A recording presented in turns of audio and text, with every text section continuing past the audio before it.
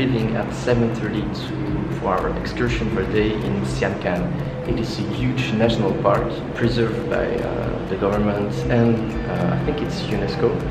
We're gonna see dolphins, we're gonna see many things. It's gonna be beautiful. Let's go.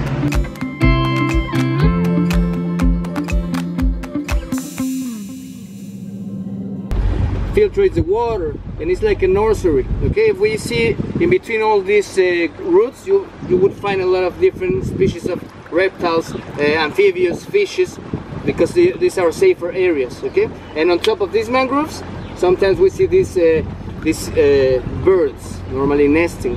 Okay, this bridge is a bridge that connects Bocapaila and Punta Allen, and that's the way to get to where we go today by land. Okay, that's the way.